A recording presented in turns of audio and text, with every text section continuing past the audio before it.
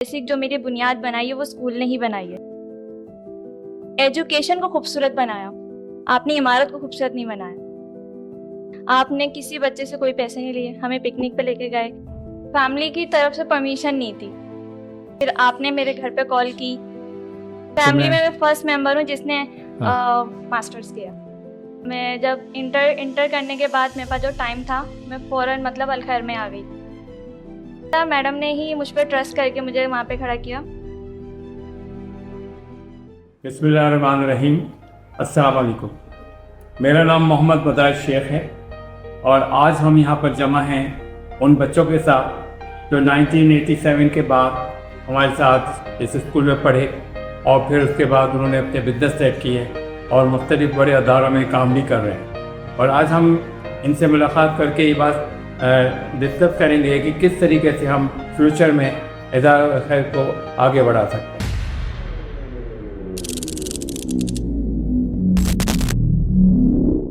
नाम? सना खान। सना खान। अच्छा, ये बताओ कि जब तुमने यहाँ दाखिला लिया कौन सी क्लास में? सर मैंने KG1 से। तुम्हें याद है KG1 की क्लास? जी सर। कोई बात बता सकती हो? KG1 की क्लास उसमें क्या कोई वाकया, कोई बात? बहुत सारे लोग एडमिशन लेना चाहते थे तो एडमिशन यहाँ पे भी नहीं हो रहा था।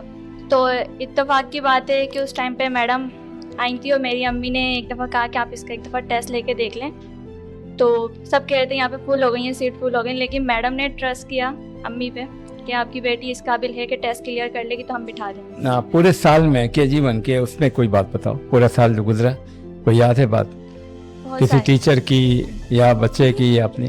कि जो एजुकेशन और जो तरबियत मैंने हासिल की है वो मैंने स्कूल से ही हासिल की है, जो कि काम मेरी यूनिवर्सिटी में आई है। मेरी जो बेसिक पॉइंट है, बेसिक जो मेरी बुनियाद बनाई है वो स्कूल ने ही बनाई है। तालीम के साथ साथ मुझे हुनर भी स्कूल ने दिया, मेरी तरबियत भी स्कूल ने दी। मैंने देखा है कि लोग इमारत पे ज़्यादा तवज्जो दे रहे होते हैं, आपने इमारत पे तवज्जो नहीं दी बल्कि आपने एजुकेशन पे तवज्जो दी। एजुकेशन को खूबसूरत बनाया, आपने इमारत को खूबसूरत नहीं बनाया। तो मुझे वो चीज़ याद है कि आपने हमें खूबसूरत बनाने की कोशिश करी। आपने ये नहीं देखा मैं इस चीज़ को खूबसूरत कर दूं, कलर अच्छा कर दूं, ये चीज़ अच्छी कर दूं, आपने हमें अच्छा करने की कोशिश की। मुझे ये याद है कि हमारे 9 में A1 ग्रेड आए थे और हमारी क्लास में 27 बच्चे थे, जिसमें से 19 बच्चों का A1 था, बाकी सबका A ग्रेड था। बॉयज़ के भी लास्ट परसेंटेज 76 थी। तो आपने कहा कि बच्चों के लिए क्या इनाम रखा है, आपने हमारी कोऑर्डिनेटर से पूछा तो उन्होंने कहा अभी तक सर सोचा नहीं। आपने कहा कल ही तैयार करो, पिकनिक पे जाना। तो जी, आपने किसी बच्चे से कोई पैसे नहीं लिए, हमें पिकनिक पे लेके गए और बहुत इंजॉय किया। अच्छा, कहाँ गए थे? हम हाउस पे गए थे। हाउस में? अच्छा, एंजॉय किया? जी बहुत, फर्स्ट टाइम। और आपने हमें एक दफ़ा नहीं बल्कि 4 दफ़ा पिकनिक पे लेके गए तो फ्री में। अच्छा, गुड। जी, तो वो सारी यादें याद हैं। अच्छा, ये याद है। जी। पढ़ाई की कोई बात? जैसे ही गाड़ी से उतरते थे सीधा हमारी क्लास में इंटर होते थे। क्लास में इंटर होते ही आप ये पूछते थे कल मैंने क्या पढ़ाया। मैथ का सवाल, फिजिक्स, केमिस्ट्री जो भी होता था, आप सबसे पहले बोर्ड पे वो हमें पढ़ाते और फिर हमें वो लेक्चर देते। तो यही बात है कि हमारा जो A1 ग्रेड आया वो आपकी वजह से ही आया। सुबह सुबह में ये होता आपकी था। मेहनत भी थी। मेहनत तब करी जब हमें पीछे से पुश किया किसी ने। अच्छा, ये बताओ कि तुमने जब यहाँ से मैट्रिक किया तो उस वक्त तुम्हें आगे पढ़ने का था ख्याल? मैंने मैट्रिक किया, मुझे शौक था, लेकिन फैमिली की तरफ से परमिशन नहीं थी। हाँ, सबको ये था कि बस मैट्रिक कर ले, आगे तो इसने वही झाड़ू पोछा ही करना है, शादी करनी है, ये कॉन्सेप्ट था। लेकिन फिर मेरे कुछ फ्रेंड्स ने लाइक ये नरगिस वगैरह मेरे घर गई, मनाया, फिर आपको लगा फिर भी नहीं माने, फिर आपने मेरे घर पे कॉल की, तो ऐसा ही था ये पूरा एक सिस्टम। लेकिन आप तो देख फिर लें, कैसे फैमिली में मैं फर्स्ट मेंबर हूँ जिसने मास्टर्स किया। Oh good. तो ये Very किसके good. वजह से हुआ? तुमने कौन सी डिग्री ली है? मैंने इकोनॉमिक्स। इकोनॉमिक्स मास्टर किया? जी। गुड। कहाँ से? कराची यूनिवर्सिटी। अच्छा, रेगुलर किया? जी। अच्छा।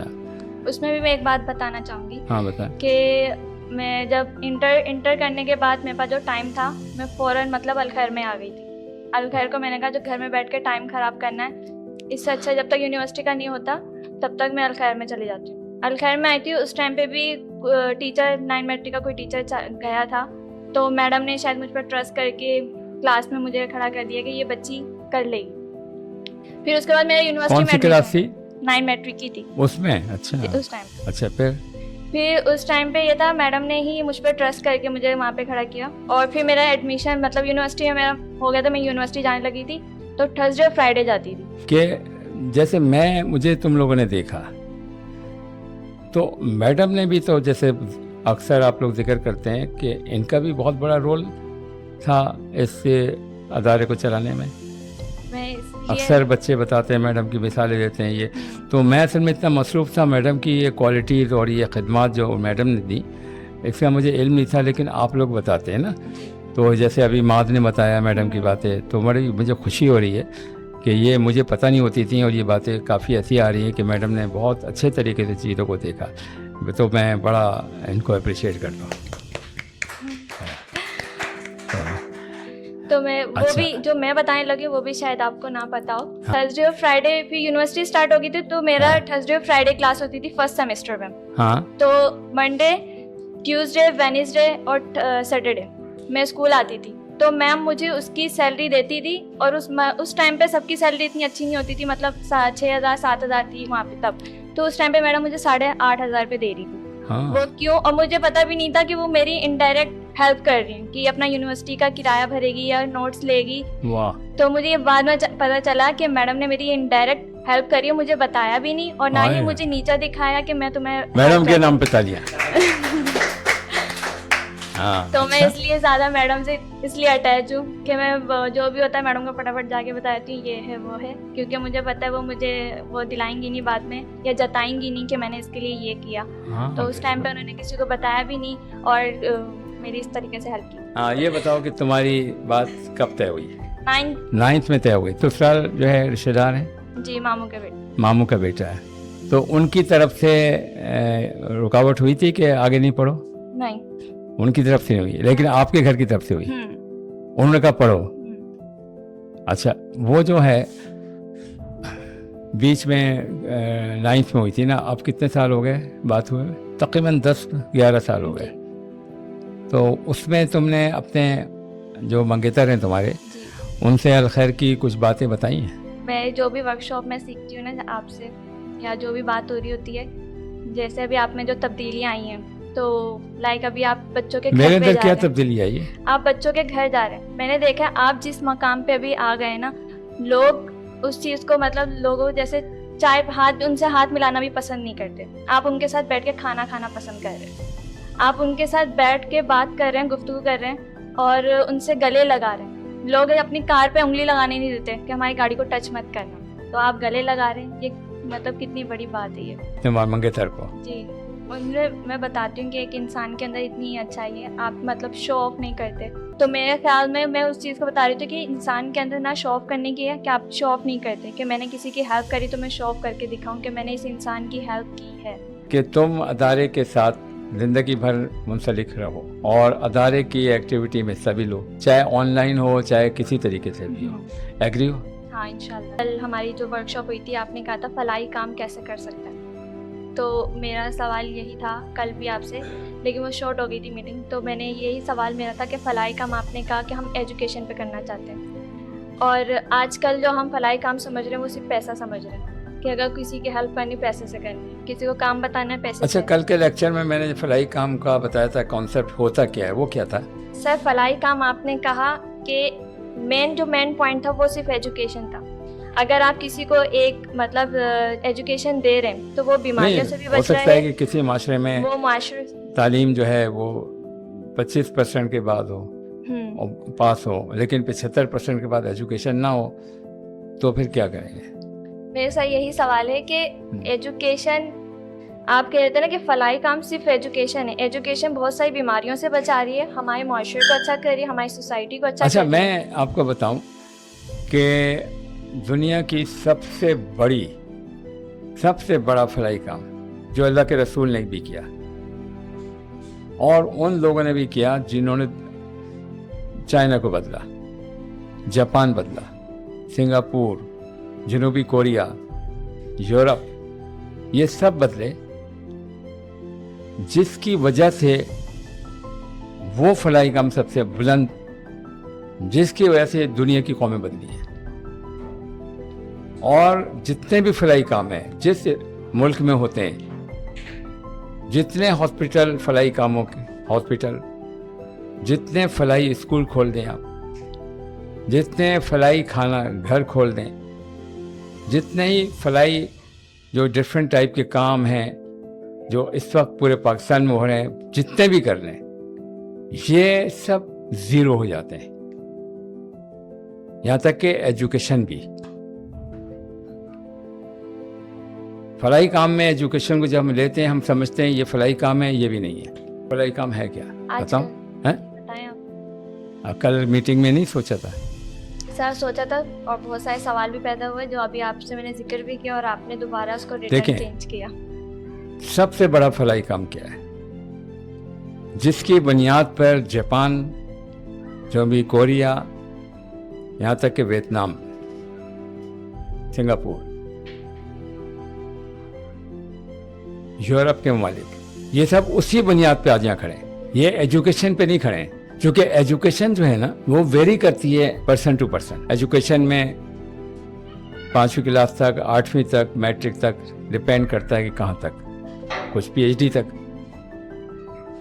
तो फलाई काम सबसे बड़ा ये है कि ऐसी जजमेंट हमारे पास हो फलाई काम करने वालों के पास कि फर्द में जो स्किल्स हैं जो उसके अंदर मौजूद हैं, उस स्किल्स पे पैसा लगाया जाए और उसको इस काबिल किया जाए कि अपनी ही सलाहियत से जनरेट करे अपनी आमदनी को। ज़रूरत नहीं है कि उसमें एजुकेशन ज़रूरी है। अब एक इंसान जो है तालीम नहीं है उसके पास, लेकिन वो एक अच्छा हुनरमंद भी हो सकता है।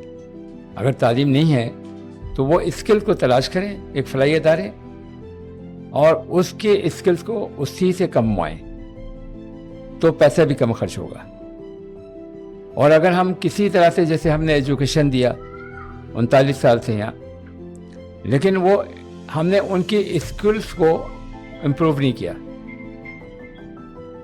जिसकी वजह से हज़ारों बच्चे गए, तो चंद बच्चे क्योंकि अपनी स्किल से आगे निकल गए जो थी, बाकी बच्चे जो स्किल्स थी, अब जैसे यहाँ एक बच्चा बैठा हुआ है सामने, ये बेहतरीन टेलर है, ये बेहतरीन कपड़ा सीखते हैं, मर्द का भी ख्वातीन का भी, दोनों का। अब क्या नाम है, इनकी जो स्किल्स थी अगर इसमें हम काम करते तो जो बड़े बड़े इस वक्त सीने वाले हैं पाकिस्तान में या दुनिया में, जो वहाँ तक पहुँच जाते हैं, इनमें स्किल्स हैं। बस जिसमें स्किल्स हैं वो तलाश करें और उस पर पैसा लगाएं। तो इसलिए से उन्होंने यही किया। जापान में जो जिसका शौक़ है, जो जिसकी स्किल्स हैं, उसको देखा और उस पर पैसा लगाया, और जापान में हर स्किल्स के आदमी थे, वो एकदम ऊपर आ गए और जापान बदल दिया। तो ये है कि जिस तरह हम एजुकेशन दे रहे हैं, हम वो ही एजुकेशन सबको दे रहे हैं। उनकी स्किल्स क्या है, उनका शौक़ क्या है, उनका है ही नहीं शौक़, हम दिए जा रहे हैं। और उस तरह से एजुकेशन तो आ गई, लेकिन उनके अंदर जो सलाहियत है ना, उन सलाहियत से जीना नहीं आया। तो सबसे बड़ा काम जो यूरोप में हुआ, हर जगह हुआ, ये हुआ कि जिसमें जो सलाहियत है, उस सलाहियत के मुताबिक हम उसको मौका दें और उस पर ख़र्च करें। कि अगर एक फ़र्ज़ करें कि एक शख्स है, जैसे जापान में मुझे एक लड़के ने कहा, आदमी ने कहा कि देखो, मैंने कहा तुमने तो बैचलर किया हुआ है, लेकिन तुम तो यहाँ पर माली का काम कर रहे हो। तो वो कहता था, मुझे कहा उसने कि मैं जो हूँ, मेरा शौक़ है, मैंने किया है, यूनिवर्सिटी से पढ़ा है, लेकिन मैंने उसके मुताबिक, इसलिए मैंने तो सिर्फ पढ़ लिया, लेकिन मेरा शौक़ ये था कि मैं माली बनूंगा। तो कहना है कि देखें, मैं अपनी फ़ाइल दिखाई उसने ना, तो उसने मुझे डिफरेंट गमले दिखाए, और वो इतने क्लास के थे जो उसका शौक़ था। तो वो कहता मैं तकरीबन 2-2 लाख का ये गमला देता हूँ। शौक़ से मैंने, उसकी स्किल्स ये थी, और वो उसके अंदर जापान में मशहूर था। तो इसलिए अब स्किल्स तो यहाँ पर पाकिस्तान में जैसे उसकी है कारपेंटर बनने की या कोई और टेक्नीशियन बनने की, लेकिन उसको ज़बरदस्ती डॉक्टर बना देते हैं, उसमें स्किल्स ही नहीं है।